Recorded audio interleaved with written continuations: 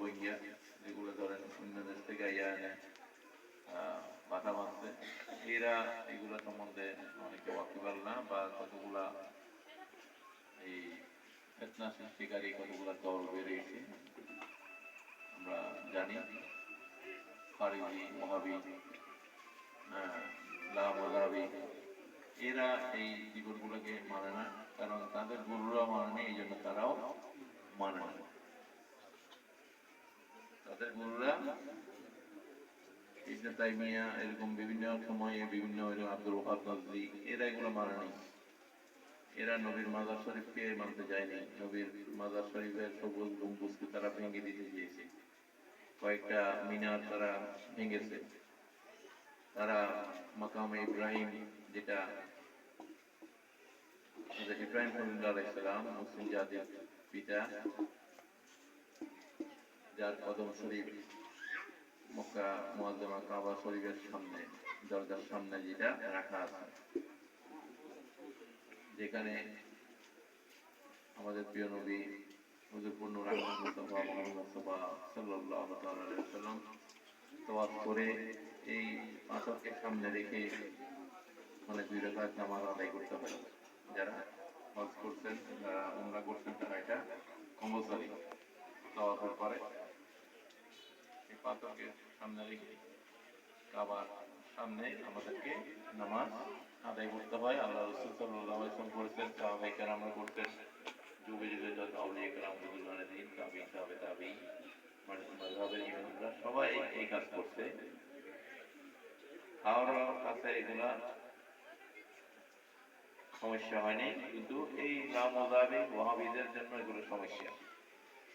তারা কয়েকবার চেষ্টা করেছে এই পাথর এখান থেকে উঠিয়ে ফেলার জন্য।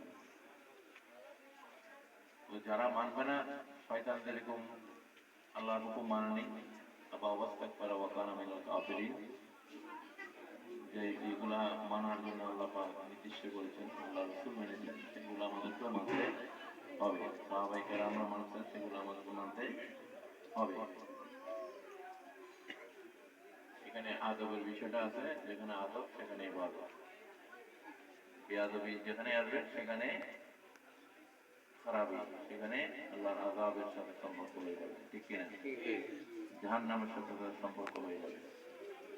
যাই হোক, আপনারা এই পবিত্র 3টা মাসকে আপনারা এভাবে দেখবেন, আমরা যে ফসল ফলাই আমাদের জমিনে, প্রথম মাস যেভাবে আমরা চাষ দিই, আমরা চাষ দিয়ে পানি দিয়ে আমরা সার দিয়ে বীজ বপন করি, এরপরে পরের মাসে এগুলো বড় হয়, এগুলা দেখভাল করি, আমরা পানি রাখলে পানি দিই, পোকামাকড় দূর থেকে এগুলো আমরা খেয়াল করি, করেন না আপনারা? তারপরের মাসে আপনারা ফসল ঘরে তোলেন।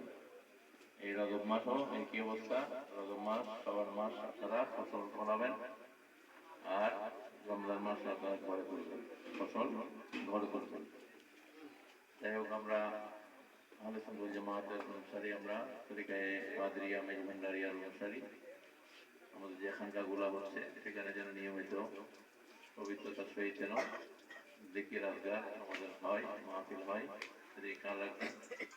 আমাদের কিছু সময় দুনিয়াবি যত কাজে আমরা করি না কেন, আমাদের শরীরের জন্য যেরকম আমরা ঘুমাই, বিশ্রাম নেই, এটা শরীরকে আমরা সময় দিই। কাকে? শরীরকে আমরা বিশ্রামের মাধ্যমে শরীরকে আমরা সময় দিচ্ছি কিনা? এই ঘুমটা যাচ্ছে মানে কি? শরীরকে আমরা সময় দিচ্ছি। তেমনি আমাদের শরীরের মধ্যে একটা বিষয় আছে, এটা কল্প বলা হয়, আত্মা, আত্মা বলা হয় এটাকে। এই কল্প যেখানে থাকে সেখানে আত্মা আমাদের। আল্লাহ পাক এই আত্মার জন্য আল্লাহ পাক আমাদেরকে সময় দিতে বলেছেন। সুবহানাল্লাহ। এই কল্পকে আমাদের সময় দিতে হবে, অন্তত ডেইলি আধা ঘন্টা হলো আমরা যেন এই কল্পের মধ্যে আমরা এটার পরিচর্যা, এটা পরিচর্যা মানে কি? এটা পরিশুদ্ধতা করতে হলে আমাদেরকে যে বিষয়গুলো লাগবে, এগুলো হচ্ছে, এটা কোনো মাজন দিয়ে বা সাবান দিয়ে বা শ্যাম্পু দিয়ে পরিষ্কার করা যায় না। এটা পরিষ্কার করতে হলে আমাদের আল্লাহর জিকির লাগবে, পরিষ্কার করতে হলে এখানে আল্লাহ রসুলের মাহাব্বত লাগবে, ওনার দরুদ শরীফ লাগবে।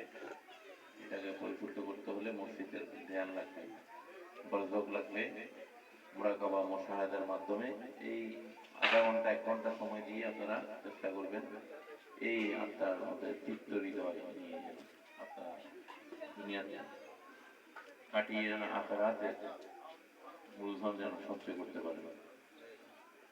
আল্লাহ পাক যেন বলেন কাদ আফলাহা মান যাক্কাহা ওয়া কাদ খাবা মান দাসসাহা। আল্লাহ পাক কোরআনে বলছেন সেই সফল যার ফল পরিশুদ্ধ। সুবহানাল্লাহ। আমরা যতই কিছু করি, শরীর পরিষ্কার করি, ওযু করি, হ্যাঁ, এটা শরীরের পরিষ্কার, বাহ্যিক পরিষ্কার। তেমনি শরীরের ভিতরে একটা জায়গা আছে যেটা তাড়াতাড়ি ময়লা হয়ে যায় আমাদের খেয়ালের মাধ্যমে, চিন্তার মাধ্যমে, গুনার মাধ্যমে, হ্যাঁ, আমাদের বিভিন্ন কর্মের মাধ্যমে, মিথ্যার মাধ্যমে, খারাপ কাজের মাধ্যমে সেখানে ময়লাগুলো জমে, কিন্তু এই ময়লাগুলো পরিষ্কার করার কোনো সুযোগ নাই। বাহ্যিক ময়লা পরিষ্কার করার সুযোগ আছে, কিন্তু অন্তরের ময়লা পরিষ্কার করার কোনো সুযোগ মাধ্যম দিয়ে, ব্লাড দিয়ে সুযোগ নেই। এটাকে আমাদের করতে হবে এই বিষয়গুলা দিয়ে। আমরা এটার জন্য কিছু সময় আমাদেরকে ব্যয় করতে হবে। এই জন্য খানকা শরীফ যুগে যুগে এই খানকা তৈরি হয়েছে। মসজিদে আপনি অনেক সময় বসে থাকতে পারবেন না, কিন্তু খানকাতে একটা সময় রাত্রে সন্ধ্যার পরে আপনি নির্বিঘ্নে